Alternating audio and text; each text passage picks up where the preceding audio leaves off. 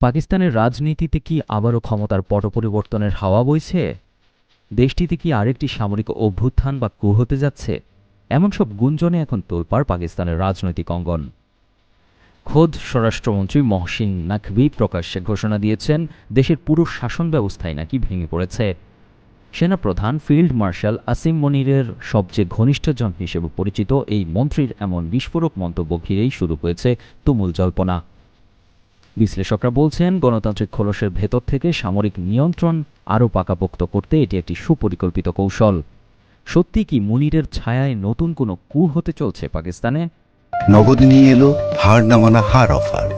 সর্বনিম্ন 10,000 টাকা রেমিটেন্স নগদে পাঠালে থাকছে স্বর্ণের হার জেতার সুযোগ।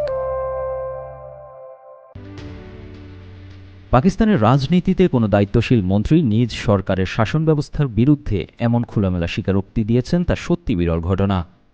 গত সপ্তাহে ইসলামাবাদে পাকিস্তান ইকোনমিক সামিটে স্বরাষ্ট্রমন্ত্রী মহসিন নাকভি বলেছেন, কয়েক দশকের পুরনো এই সিস্টেম পুরোপুরি ভেঙে পড়েছে। কাঠামোগত প্রশাসনিক সংস্কার না হলে এভাবে আর রাষ্ট্র পরিচালনা করা সম্ভব নয়। বর্তমানে এই কাঠামোর কারণেই তরুণদের মধ্যে যে তীব্র ক্ষোভ সৃষ্টি হচ্ছে, তা যে কোনো সময় সবকিছু উল্টোপাল্টা করে দিতে পারে বলেও তিনি সতর্ক করেন। প্রথম এই মন্তব্যের রেশ কাটতে না কাটতেই মাত্র কয়েকদিনের ব্যবধানে দ্বিতীয় মন্তব্য করেন নাকভি। তিনি দাবি করেন, পাকিস্তানের ইতিহাসে সবচেয়ে বড় কেলেঙ্কারি উন্মোচন করেছেন তিনি, যেখানে দেশের শীর্ষ বিচারক, আমলা, রাজনীতিবিদ ও ব্যাংকাররা জড়িত।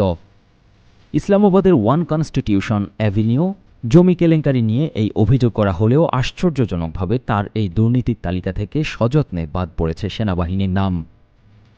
এদিকে সেনাবাহিনী আবার নাকভির সংস্কার আহ্বানকে সমর্থন জানিয়েছে। তবে প্রতিরক্ষামন্ত্রী খাজা আসিফ পাল্টা মন্তব্যে নাকভিকে সতর্ক করে বলেছেন, আগে নিজ মন্ত্রণালয় থেকেই সংস্কার শুরু করুন। এমন মন্তব্য পাল্টা মন্তব্য দ্বারা ক্ষমতা শীর্ষ মহলে প্রকাশ্য মতবিরোধের যথেষ্ট ইঙ্গিত পাওয়া যাচ্ছে বলে মনে করা হচ্ছে।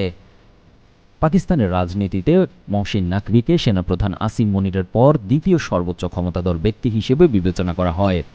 বিশ্লেষকদের মতে শাহবাজ শরীফ ও জারদারি শিবিরের বিরুদ্ধে নাকভির এই প্রকাশ্য আক্রমণ মূলত মুনিরেরই সাজানো কৌশল। এর মূল লক্ষ্য হল বেসামরিক সরকার ও প্রতিষ্ঠানগুলোকে দুর্বল প্রমাণ করে সামরিক নিয়ন্ত্রণ আরও পাকাপোক্ত করা।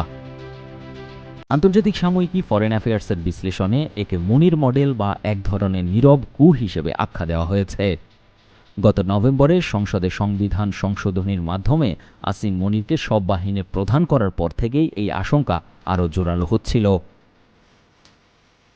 এরই মাঝে নতুন করে জল্পনা ছড়িয়েছে, যেখানে মনে করা হচ্ছে বর্তমান প্রেসিডেন্ট আসিফ আলী জারদারিকে সরিয়ে আসিম মনির নিজেই প্রেসিডেন্ট হতে চলেছেন।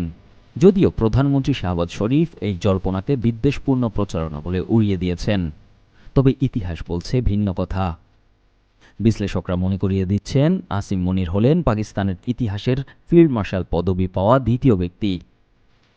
প্রথমজন ছিলেন ফিল্ড মার্শাল আইয়ুব খান, যিনি নিজেকে ফিল্ড মার্শাল ঘোষণার পর 1958 সালে সামরিক কুর মাধ্যমে দেশের প্রেসিডেন্ট হয়েছিলেন।